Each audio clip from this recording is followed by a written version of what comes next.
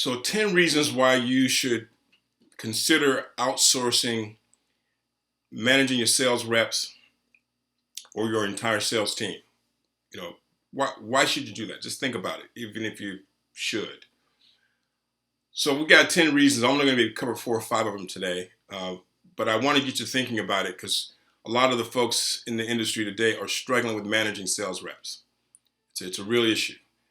It's one reason why we wanted to sort of chat about it today. Now, if you sit through the video today, we're going to give you some free download information. One's going to be a personal marketing plan. One's going to be a GP, a compensation, a GP calculator that I really think you ought to take a look at and use it in your business today. Hopefully it helps. But before I get into the 4 or 5 points, I want you to think about outsourcing from the perspective that you sit in meetings every day today, talking to clients today about why they should outsource their IT function or services to you. There's lots of good reasons, but one of the couple of really sort of significant ones is that's not the business they're in. They're not any good at it. Now, some clients are in it because they've got IT staff, and they're still not very good at it. So sometimes you make them better by partnering with them where they've got some shortcomings, and sometimes you take it over altogether. Now, it's not a complete apples to apples match with this example, but in principle, the point of it is, how good are you at doing something that you're not very good at doing? Some of you who are very technically minded owners have been in this industry 15, 20, 25 plus years and are a phenomenal engineer, even better sales engineer. And some of you are not bad sales professionals. But managing salespeople, running a sales organization, a sales organization's got sort of like 3 functions, right? Or 3 pieces to it. You've got to recruit, first round draft picks to come work for you. You've got to onboard them, you've got to train them, you've got to manage them, you've got to lead them, you've got to coach them, and you've got to mentor them. And there's a whole bunch of things in there I just said that a lot of you don't want to do. And for those of you who want to do it, may not even be very good at doing it. We've got a client down in Florida. We were working with him, and he wanted to recruit first round draft picks. And in his business, he calls on CIOs exclusively. So we had him teed up 3 people that were, one specific one I remember, the young lady was going to bring him $900K to about $1.2 million in business, right from the business that she had. She was leaving because she was unhappy with the leader that she had. Company had come in, an acquisition took place, and she didn't like the new leadership, so she was leaving. And her clients were going with her for the most part. She couldn't bring them all, but she said, I think I'm comfortable at, 1 million to 1.2. So teed it up for him. Turns out she didn't come with him. Second, third situation. Not as deliberate as her, but major players in the space chose not to go with him. So I sat down with him and I said, listen, I think it might be you. I think that some people, if not all people, respective from the sales perspective, want to work for leaders that inspire them, people that make them better, that get them fired up and motivated to come to work every day. I don't care how much money they're making, they still need to connect with you. And he had a very difficult time doing that. And we worked with him quite a bit. And I'm happy to say that he's much, much better at it now. But some of you cannot attract the right folks because they don't feel comfortable with you.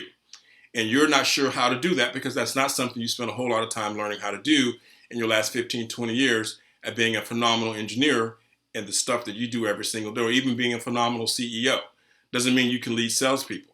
It's a skill in and of itself. That's why it's so hard to do. So just think about that from that perspective in terms of, well, can I work on me and get better at it? Absolutely. Maybe you should bring somebody and help you do it who can do it now. It's something to think about. Now, a couple of the 4 or 5 points I want to get to before I run out of time. One of them is documented sales process. If you don't have documented sales process, sales stages in a CRM or PSA that your folks can follow behind, you probably shouldn't even have any salespeople. You should just be doing it yourself, which is what you might be doing. You know the process. Lack of process creates all kinds of problems. Onboarding clients correctly, bringing in new logo business, deals taking way too long to close because there's no documented process that says when it should. Process also comes with a timeline. So think about that. But one of my favorites is no leads to meeting process. This is sort of a BDR function. If some of you have seen some of my other videos, really serious about should your sales rep be setting meetings for themselves? Because a lot of them are very, very good at the sales function, but not very good at setting meetings. And that's a skill. But how do you take a lead and convert it to a meeting, and the process to that is a skill in and of itself. And if you don't have documented process on how you want that done or training to teach folks to do it, another reason you might want to outsource. Because this is part of running a sales organization, which is what you're trying to do. And this is part of the marketing that feeds into that. If you don't have that figured out, you're going to struggle finding people that can help you grow the business. You're going to have a lot of folks working for you who's not selling because they can't get meetings. Personal marketing plan. This is a big one. It's something we created years ago. And again, as I said in the beginning, I'm going to give you a link to this piece. I want you to take a look at it. This is about evaluating the sales professional that you have. What verticals can they sell in today that they're successful at? Now, some will tell you I can sell in any vertical. And that might be true, but you've got a couple that you make the most sales with. That's what I want to know about.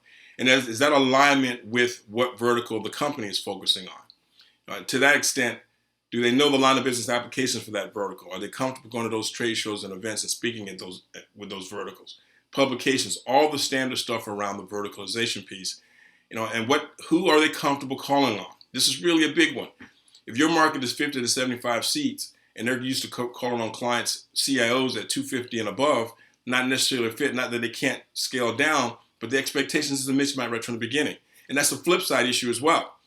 Sitting with a CEO of a small business and talking to a CIO of a $20 million company or $50 million company is not the same sales engagement. So the personal marketing plan helps us identify what their skills are, how that aligns with what we're doing from a target market perspective, and make sure we found the right rep calling on the right types of folks for us. And when you don't, you had an issue. And my last one here is how to determine the marketing quota and sales quota. The calculator we're going to give you today is really significant around this. So I'm going to give you a quick snapshot example. We run into this all the time. When we start with a new hire, one of the things we make sure we do really well is if your compensation or your base salary is $50,000, I'll give you that example. So in our right from the beginning, our first quota or GP quota is 4.5 times this. That gets us somewhere around 225. So then you tell us what your average GP per sale is. Let's say it's $2,000. So if that's the case, the sales rep's got to do about $18,000, $18,500 a month in GP to hit their quota.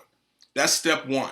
Then we break that down by how many meetings is that. So that works out to like if you did that many sales at an average of $2,000, well, that's 8 or 9 meetings. Now, it could be less meetings or less sales, if the GP number is higher.